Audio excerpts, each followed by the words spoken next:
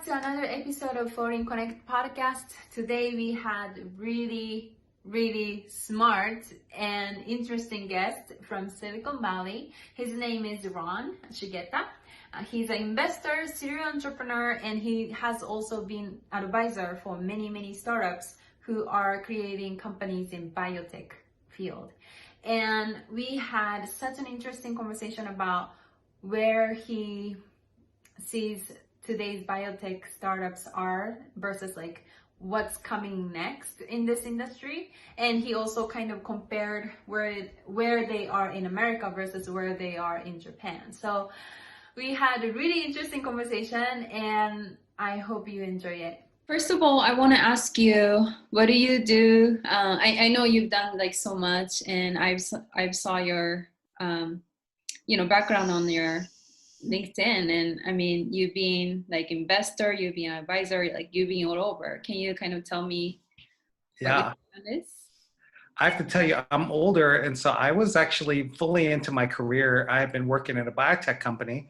I have I have a biophysics degree, PhD, Wow. and I have been a working scientist for over 12 years. And I headed up a group and I had a good job. And I just reached that point where I was super not satisfied. I was feeling I had done what I could do there and I didn't see what I would do next. And I really wanted to move on. And fortunately, I live in San Francisco, Bay Area. I live in Berkeley.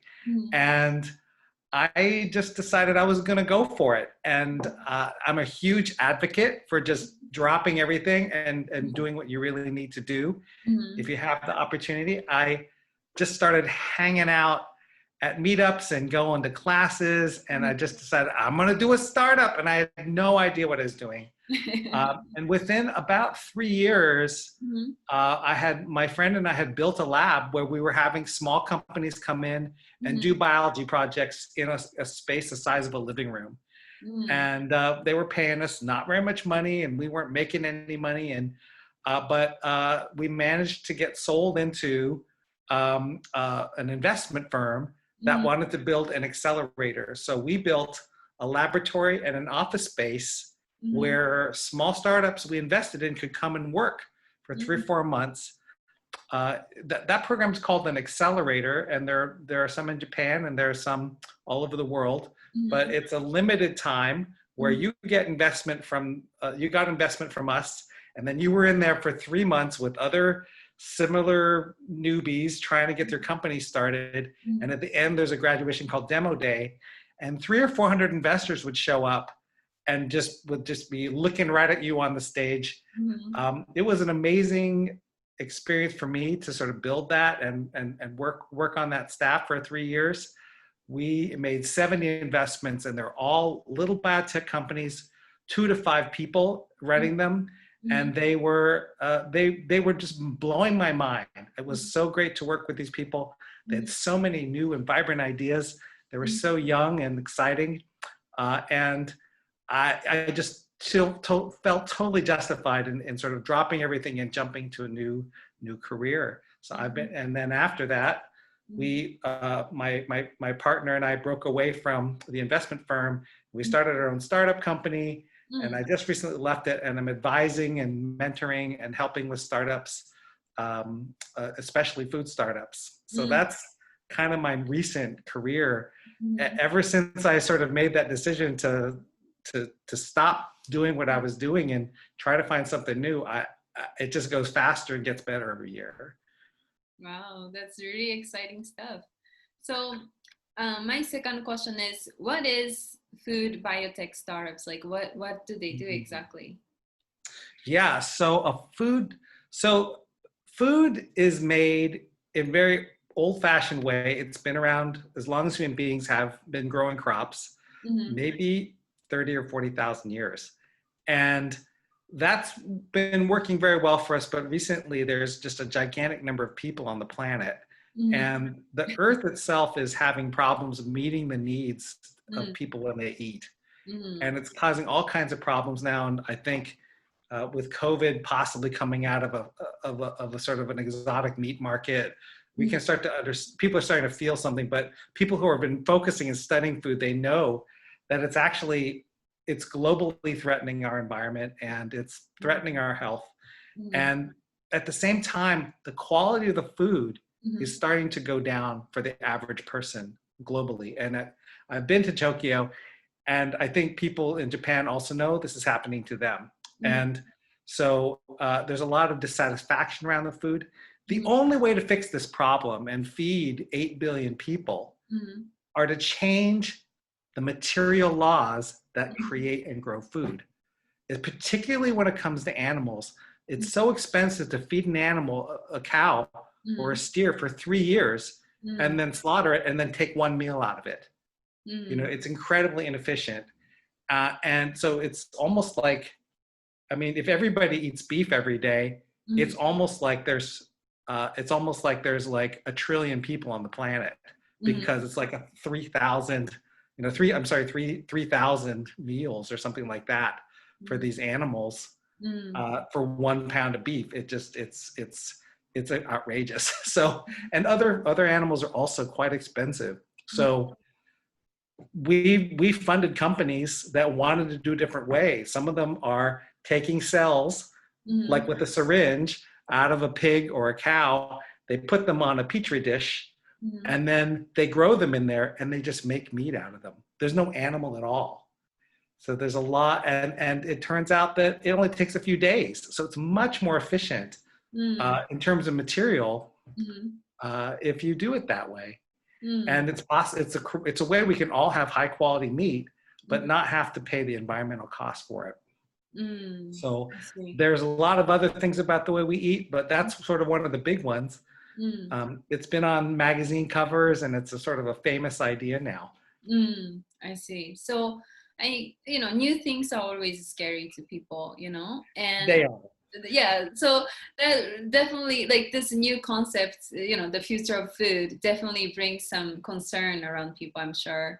Like, can you kind of elaborate on that? Well, I think there has been, I mean, the hope here is young people who are millennials and younger. They sort of recognize that things are too messed up for them anyway, that in 20 or 30 years, if we keep going the way we're going, it's just not going to be livable for them. The older people, the baby boomers, they may not live to see the sad end of the story. So it depends also on the generation and the consciousness of the consumers. We thought that there would be a big struggle against this, but there's a lot of people who don't want to see animals slaughtered. There's a lot of vegetarians and vegans in the world. And there's a lot of people who want to eat more healthy, and they want to drop meat from their diet. They're looking for other kinds of ways to get the taste of meat. And there's lots of different technologies to produce meat without slaughtering an animal. Some of them are just simply making beef out of vegetables, which we have done for generations, but the newest burgers are much, much more high quality. They taste and they look a lot more like hamburger. So there's going to be a solution for everybody. But I think what's really going to change people's mind is that the price of beef will have to start to go up eventually. It's just too subsidized. It's too much resources are going to it to maintain the subsidized cost of beef that we have right now. And so when we see that, I think people will sort of naturally drift away from beef.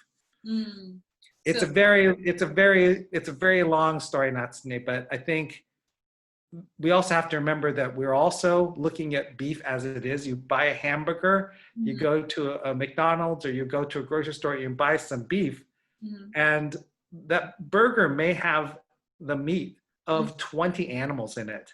The whole system is how the beef is made, and how we take the scraps up the beef and make hamburger out of it, and the grade of the beef that goes in the hamburger. All that stuff is hidden from us. And so there's a lot of other kinds of factors in that message that will be important in the next 10 years as this beef becomes more accessible. Well, yeah, I really couldn't help noticing you said the indication of the years like ahead of us, where we start seeing some sort of like effect or even tiny bit of like suffering as a result of the problems that we're addressing. It's like very short. You said 10 to 20 years. Like, that's very surprising. In 20 years, it will become so hot that some parts of the world may be uninhabitable. the price of beef is changing right now, and the quality of the food is right here, right now.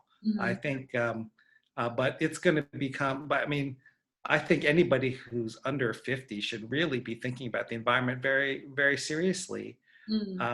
But people need a solution. They need something that they can afford to buy and that they want to buy and eat. And so that's what these companies are working on. They want to provide an alternative so that if you decide to participate in saving our own planet, then you can, and you can afford to, just by making a choice at the supermarket. I think it's very empowering and exciting. That's amazing. So the third question is, since a lot of our listeners are from Japan, you often work with people who want to enter the market in America. So what kind of collaboration do you see between Japanese company and American company in this area?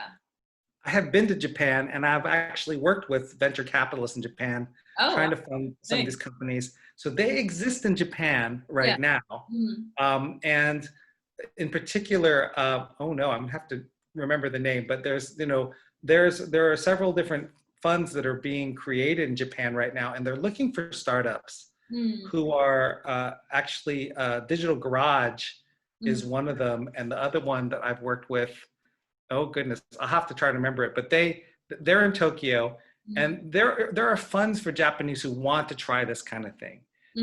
And so actually it's harder to find an entrepreneur who's willing to drop what they're doing and a little bit of their security and their regular schedule to sort of become the owner of their own company. But I think once you do it, it's terribly exciting.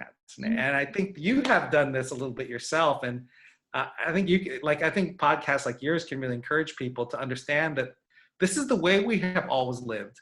Only the past 70 years or so have we been in a position to work at a company and stay there our entire lives. Before that, even in Japan, it just didn't happen. Everybody had their own shop. Everybody had their own business, or you would buy groceries, buy vegetables, and you would take them to the market and you would sell them yourself. Everybody was an independent business person. And I think once you connect with that, there's this sort of spiritual excitement that happens when you sort of feel free. And I hope that that's the kind of message that will catch on in Japan, because it's a lifestyle choice. And the economics of working for a large company are not what they used to be. The security is not what it used to be. And anybody who looks at you look at the economic factors. I mean, how do people feel in Japan? Like, you know that the price of goods are dropping because there's so many manufacturers globally now. Globalization's changed all the pricing rules. And, people are not making as much money as they did. Do people in Japan see this? In Tokyo, do they see this? Not really. I don't really? No. In America, we have our president because of this. I mean, the American middle class has lost purchasing power when I was a kid, if you were a garage mechanic, well, that's not a great example because they still make a lot of money, but if you had a very humble sort of like job, working with your hands, you could support a family and live in a comfortable home. Everybody ate well.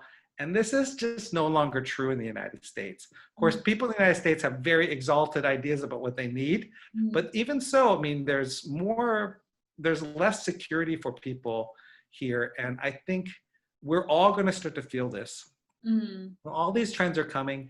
And that's what's pushing all of us to look for new solutions to things. And, what we eat is one of the questions that we can all participate in if we want to get involved. So in terms of progress of it, do you see America being the leader of that, or do you also see a lot of startups working on the same very problem in Japan as well? Well, I hope so. I really hope so, Natsune. I know, look, in Asia overall, more venture capital money was invested last year than in the United States. Interesting. So the money is there. There are people who want to see more entrepreneurialism in Asia, and especially in Japan, because Japan has all of the education, it has all the technical know-how, and it's really kind of a cultural choice. Everything is there waiting to help someone get moving. They just need to sort of like get involved. And there's a lot of open meetups in Tokyo and some of the other cities. There are actually spaces that are opened up at the university or in research parks for people to come in and start a lab. The lab is already built. All you have to do is buy some things off eBay and put them in there and start working. It's a very exciting time, and it's a moment when someone can be young and just finish their education, and they can be in the position to lead. And I think it's kind of scary for many Japanese. It's very scary for young postdocs in the United States that I have worked with, but it can be very comfortable very quickly. So it's just a matter of trying these things. But it really is the future, because we can't wait for someone to be 50, 60 years old to create a company and have their ideas become reality. We need ideas right now. And there are so many things about food we're just learning about.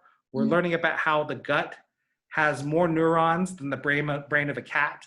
It's this beautiful thing. Our intestines are this beautiful thing, which is thinking, it's feeling, it's smelling, it's tasting, and it's interacting with this jungle of microbes that live in there. And all of this stuff is computing how we should digest our food and how it creates our health. So it goes well beyond just simply producing the same food we've ever had. I think Japan is famous globally, as the world round.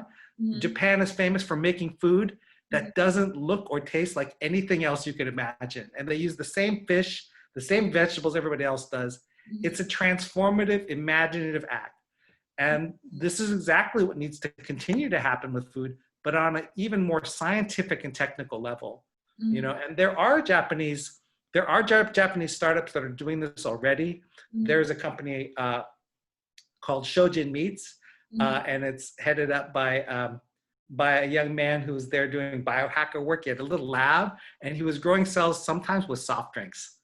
And because he's trying to find a cheap way to grow the cells. And so he was, and he was feeding them with soft drinks, and he's building his own devices. And he got funded for quite a bit of money by Japanese venture capital. And now he's an international sort of well-known figure in culturing meat, and there's money all around the world for this. We funded I was on the team that funded Memphis Meats, which is the first cellular ag meat company about 5 years ago now. There's over 60 of them all over the world now.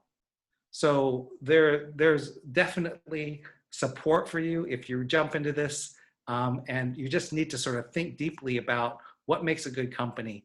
And if you have that creative inspiration, you can be playing in this game with everybody else. So that being said, I guess my following question is, a lot of my listeners would be businesses who are willing to, start a company in America.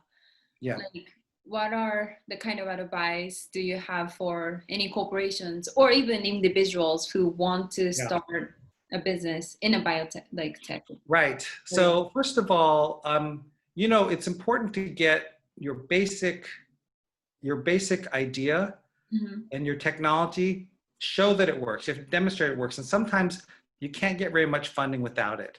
So there are organizations all over the world, like IndieBio, like Y Combinator, like the Berkeley Skydeck, like the Digital Garage in Tokyo, which will fund a small company and help it get started.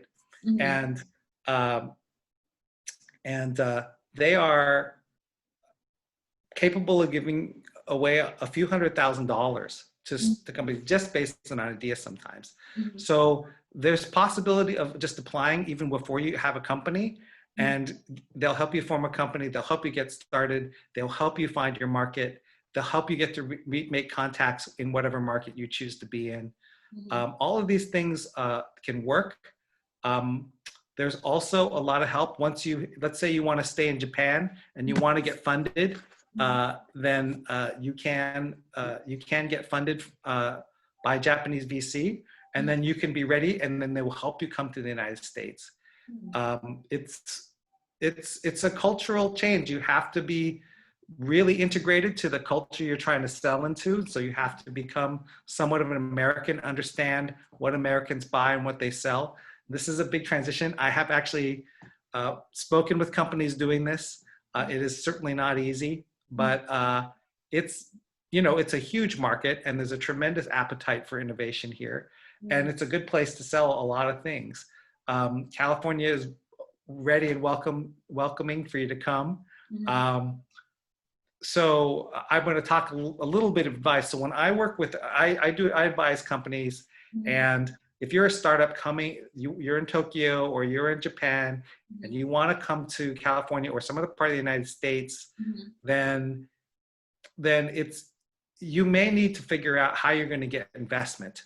So if you're a Japanese corporation and you want to come to the United States and get some of that venture capital money, it can be difficult. You'll probably be asked to convert your company into an American company.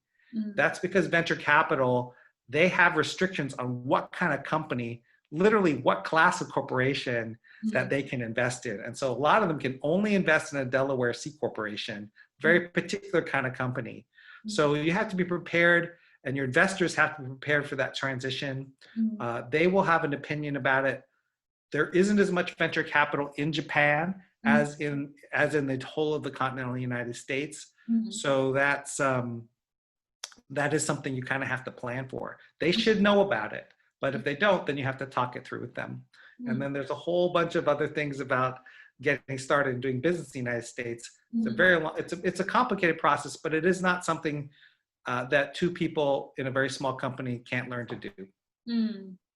So if they are capable of funding themselves, like what are the other experts do they have to look for when they want to plan for like a business plan? I think it's really good to get advisors to help them. They can be the university professors that taught you. Sometimes they'll be happy to do it, or a supervisor from your old job, or someone you met. I think it's really good to continue to network and make friends in business. The more friends you have and the more contacts you have, the more you can draw on their experience. It's not something that there's no extra points. There's no extra money for doing this by yourself. The more help you can get, it may feel like cheating, but it doesn't matter. The important thing is to succeed and survive. So if you go and make friends with an investor, or you find a good advisor, they will help broaden your network. Some people choose to draw on their own network. They may have an excellent network, but you should, as part of putting together your company and your idea, you should make friends with your supervisors, people in the business you're trying to sell into. Some of these people will know the United States very well, or whatever, or China, or wherever else you want to sell your stuff, right? I see. Should they have them as onboarding, or like, is it, So there's two or three kinds of relationships you can have to someone who's helping you. One of them is if they're willing to put in time and money, if they're going to go 50% or even 100% full time, then they can be a co-founder. So you can give them a pretty big slice of the company, but that compensation reflects full dedication to the company, right? So if people have a smaller role, you can afford to have many advisors with a small amount of stock. So in California and startups, it's typical to give the advisors between 0.5% to 2% of the company, depending on how much work and how much value they're bringing. It's not very much. You can afford to have 3 advisors like this. I generally believe you shouldn't go higher than 2% unless they're actually doing work. So advisors don't do work. They just tell you what to do, and then you go do the work. That's a pretty fair trade, 1% for something like that. If they are doing your books and they're writing letters for you and they're going to meetings and they're signing documents for the company, then they'll probably be a part-time co-founder. Those can be handy if you need a lawyer, for instance. A lot of lawyers be at 5% of the company for basically being your counsel.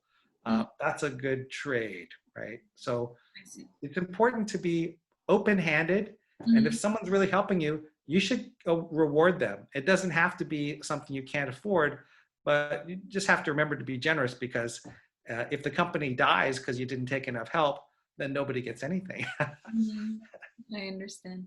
Okay, well, that being said, can you also help companies like that? I do. Okay, can you kind of tell us where people can find you and everything? Thanks for so I have a LinkedIn page. You can find me, Ron Shigeta, on LinkedIn. I review people. I talk to teams all the time. I'm putting all my basic tips up on my TikTok feed. It's the first venture capital startup TikTok feed. It's called Startup Minute. And it's probably starting just before this goes out. I've got 6 or 7 videos ready to go. And I love to hear you and talk about your ideas. And I will sometimes have those relationships for 2 or 3 years before the company's ready to actually start. So I'm very patient with them.